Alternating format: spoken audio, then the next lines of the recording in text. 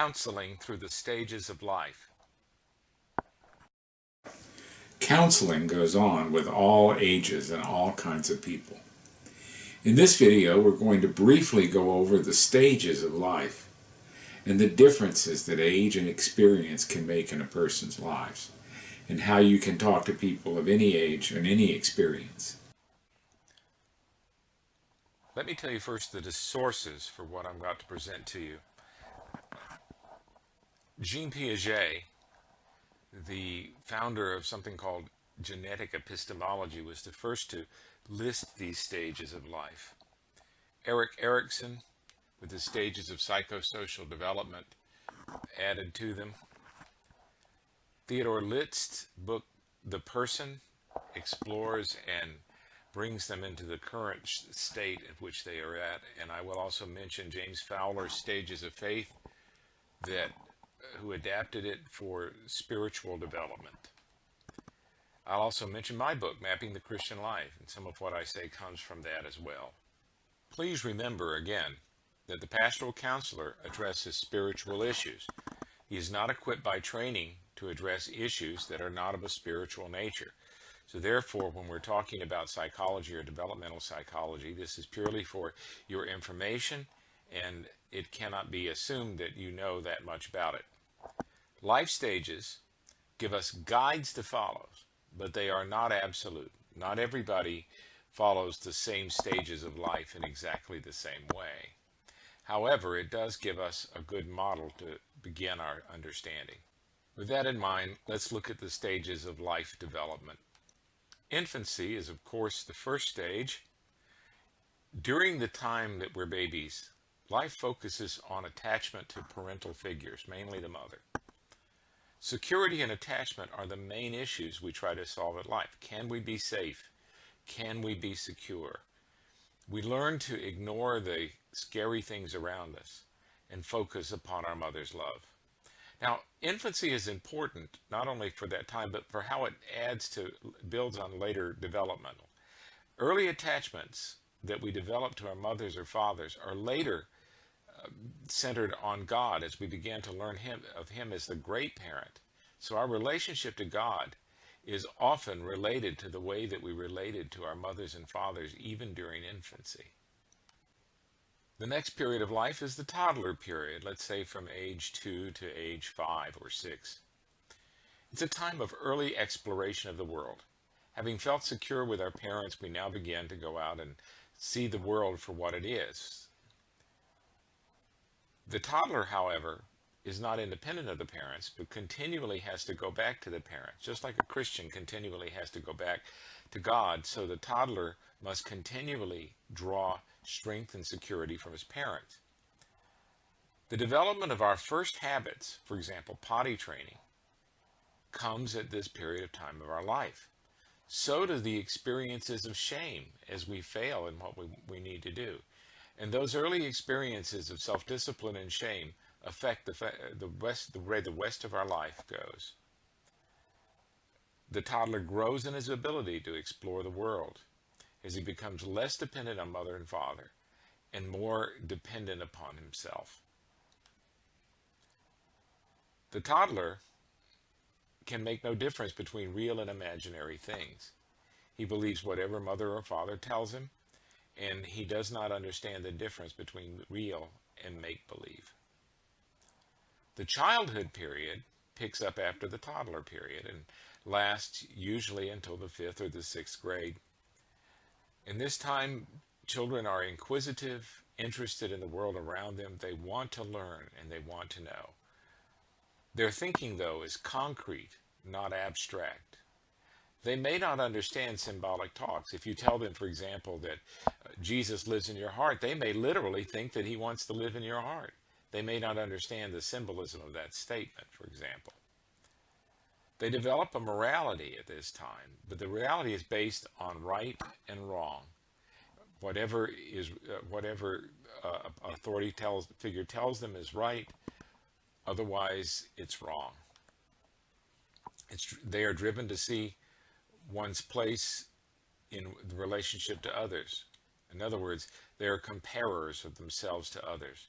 They want to know who's the fastest, who's the funniest, who's the smartest, etc., as they compete for a place in society. In the childhood period, a sense of humor is very important. Humor is very serious to a child. To be funny is to be important to them and to be noticed. And they respond to humor very well. Childhood is followed by the early teen years, in which we begin to notice the people around us in a different way. We start to rely upon the relationships with peers. The relationships with peers begin to eclipse the relationship with our parents and with our immediate families as we begin to explore the larger world around us. It is very important to fit in and belong at this time. Along with this comes sexual awakening as we begin to form bonds with other people of the opposite sex. And sexual awakening affects everything that teenagers do. Teenagers experience God the way they experience the rest of the world, as another relationship. They think about God as someone to whom they may have a relationship. And their relationship to God is also tied very much with their relationship to their peers. It's important at this time that they get in groups of peers who support their relationship to God. At this point in teenage years, they begin to develop impulse control. They don't just say or do anything, but they learn to keep their mouths shut and to say other things. They also become abstract thinkers, not just concrete thinkers. They don't think of things in terms of just good and bad, but they want to know the why behind there. They want to understand the reasons. They're often confused by hormonal changes as they go back and forth between adulthood and childhood. And as the hormones rage in their system, they often seem illogical and irrational and emotional, which they are. But they eventually do grow out of that. In the late teens and early adulthood phase of life, they begin to develop an abstract worldview. They begin to connect together what they believe into a cogent and rational view of the world. They become ideologues and idealists, conservatives and liberals. They see Christianity not just as something that a relationship, but as a lifestyle that they practice for their whole life as they become committed to causes. They're driven by both independence to break away from their families, and yet at the same time with a sense of intimacy as they begin to reach out to form new families and new relationships in an adult way and in an adult world. They're interested at this time in finding their calling in life. It's the time of seeking to know what is it that God is calling me to.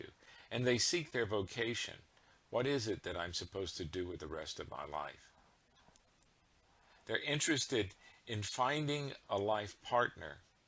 They're no more interested in just sexual relationships. They begin to look for something more deeper and intimate and permanent. Occasionally, though, the young adult and the early teen may retreat into childish behavior or interests. They haven't given up entirely being young, and sometimes they become afraid of the adult world and want to go back to the things that they liked in childhood. As the young adult becomes a middle years adult, settles down and has a family, changes occur. First of all, we find our calling, and now our goal isn't to find our calling so much as to seek how we can be useful within our calling. We begin to ask ourselves, how can I be more productive in my life? Raising children and leaving a legacy are the two tasks that we focus on most during our adult years of life. We have an abstract sense of mission, and the worldview that we adopted in our early teen years usually stays with us, but it is moderated by expanding relationships and knowledge. We come to understand that though we might be, for example, a conservative, we have to live with people who are not. And we begin to appreciate people who are outside of our worldview as well as people who are inside of it. We're still committed, but we know that there are many aspects to life as we begin to see the broader relationships.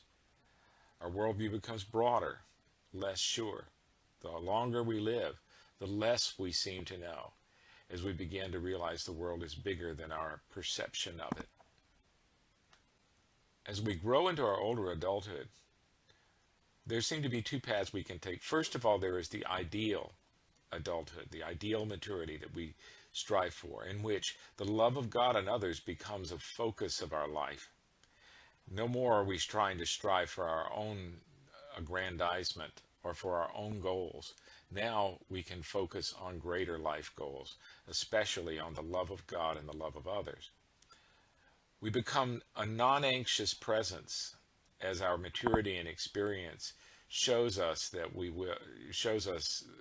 wisdom that younger people do not possess.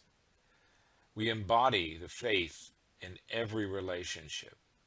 That is our ideal. However, most of us do not achieve that idealistic view of old age. Instead, we settle for a more realistic view.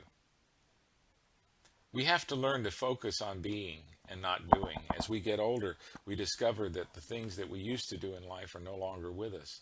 And so we have to find some focus other than our career and our goals as our goals fade from us. We become what we always were becoming, according to Erickson. We become people of light or darkness. Our wickedness gets worse. Our light gets lighter. We narrow the focus of our life to those things of our greatest interest. We become experts, but not on everything, but on a few things.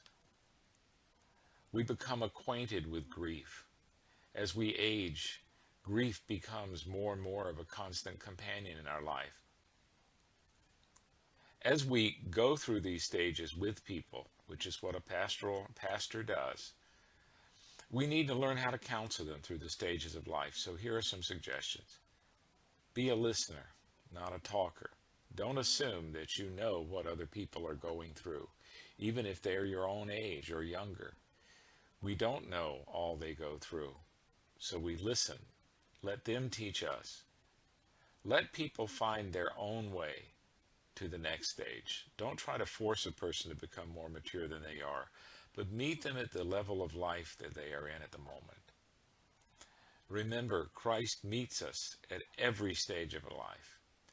Christ is interested in children, toddlers, teenagers, old people, and at every age he has a message of hope and comfort and support.